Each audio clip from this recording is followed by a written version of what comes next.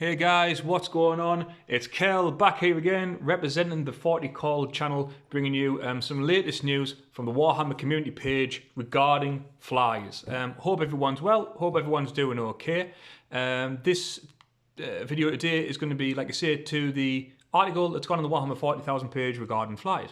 But before we get into that, big shout out to all the new subscribers, especially Deck of Many Things. Thanks for joining the YouTube channel. Thanks for subscribing, mate. Really appreciate it.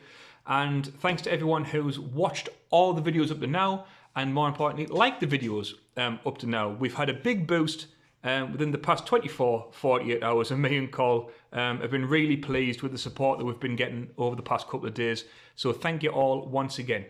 If you're new to the channel and you like what you see, you like what you hear, hit that big red subscribe button, hit that blue like button, and turn on bell notifications, because we put up Warhammer 40,000 content every single day, and we would love for more people to be part of the YouTube channel.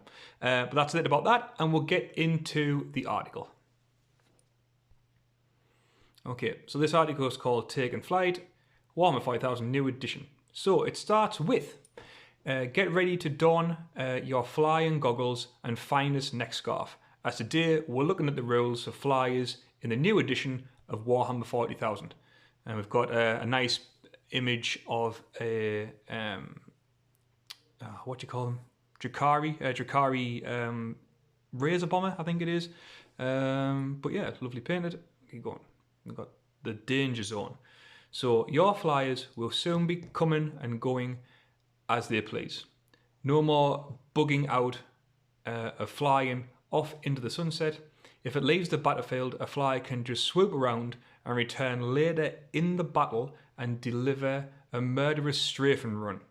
In the new edition, the danger zone is very much on the battlefield, right where it belongs. Okay, that's interesting. So it sounds like we're going to be able to go off the board and come on again, which sounds like a multiple kind of deep striking rule. This is interesting. See what we're getting here. So when a flyer moves off the battlefield, it can enter strategic reserves, meaning it will be available to return to the battle later in the game. What's more, they can move onto the battlefield with far greater freedom than any other units arriving in this manner. In fact, your aircraft will be able to come and go as they please, providing that your opponent doesn't spoil their fun by shooting them down. Okay. Hopefully this is going to have something to do with coming in on turn one, because me personally, to go off on a complete tangent, I hate deep striking. The fact that you can't deep strike until turn two, I think is a massive waste, and I never do it, which you'll probably see in some battle reports once we get going. But anyway, aircraft and strategic reserves. When an aircraft model arrives from strategic reserves, when I get my teeth back in, you can choose to set it up anywhere on the battlefield that is more than 9 inches away from enemy models facing any direction, instead of setting it wholly within 6 inches of a particular battlefield edge. Aircraft models can never declare a charge in the turn they arrive from strategic reserve, but otherwise follow all the normal rules for models arriving from strategic reserves. Okay, that's fair. So aircraft specifically, that's different. I mean, there might be more further down, but off the top of my head, that's different than what it is, because I would have thought it would be something with the fly keyword. This is specifically aircraft. So I'm thinking later down the article we're going to have a list of what aircraft are. Maybe there might be a difference between aircraft and flyers, but we'll have to see what happens. But anyway, you can set them up anywhere on the battlefield that's more than 9 inches away from enemy models. That's fine. That's like the normal come round. Instead of setting it up wholly within 6 inches of a particular battlefield edge. So from strategic reserve, things that can come in, normally you've got to be in with an edge, because they've come in from the sides. But flyers seem to have, not flyers, sorry, aircraft seem to have a little bit more flexibility. Good. That's good to see. So let's see what we've got next. Freedom of the skies. Another key feature of the new rules for flyers is how they interact with units on the ground, as aircraft are typically soaring overhead and not skimming along the ground.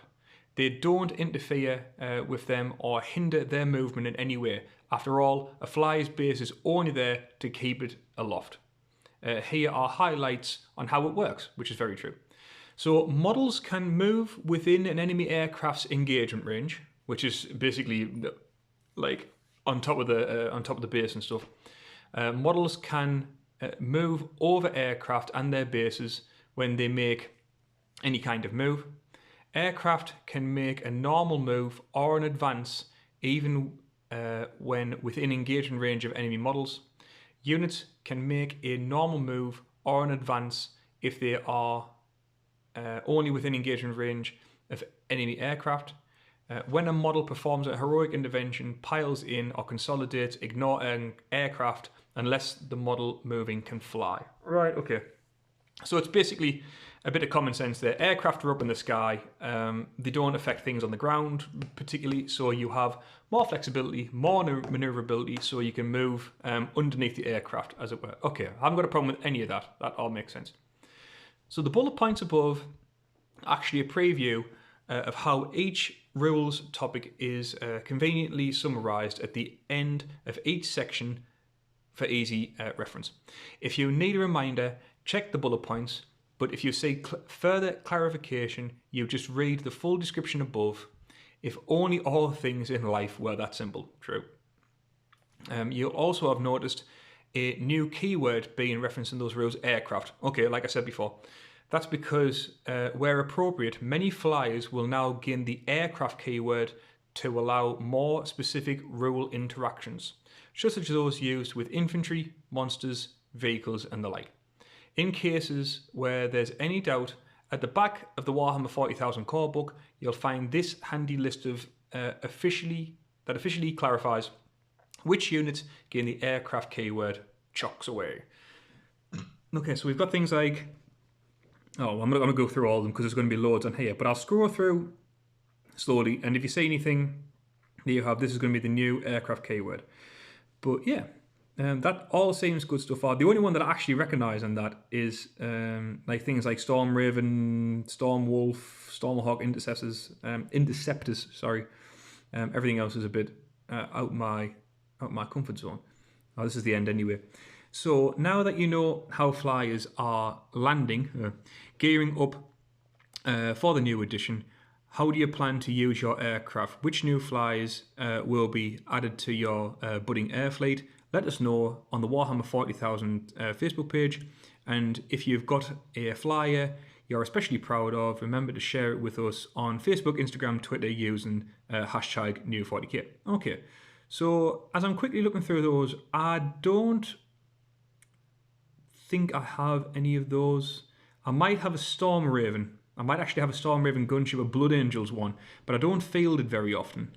And I will look out to place my new army, which you'll hopefully see on the channel soon. But it's good to see that there's new rules coming in for the larger units. There are other things on there that obviously have the fly keyword but aren't aircraft, so they won't get the same flexibility, same maneuverability, and probably the same stratagems as aircraft are going to get. So it's going to be very interesting to see what comes in the next few days, a few weeks, to see if they can flush out this new aircraft rule a little bit more. But that's it, guys. Not a lot more to say on that, so I'm going to leave the video there. Thank you very much for watching. As always, thank you to everyone who subscribed to the channel up to now, like I said at the beginning of the video. And if you've enjoyed this video, you're new to the channel, at the very least, hit that like button, because it does a small channel like ours a load of good. If you want to start a discussion, set a discussion away, leave a comment, and if you would like to subscribe, that would be very much appreciated, like a few people have already. Hit the subscribe button, hit the bell notification, because like I say, we produce Warhammer 40,000 content every single day. But that's going to be it from me, guys. This is Kel on behalf of the 40 Call YouTube channel, saying until next time, we'll see you later.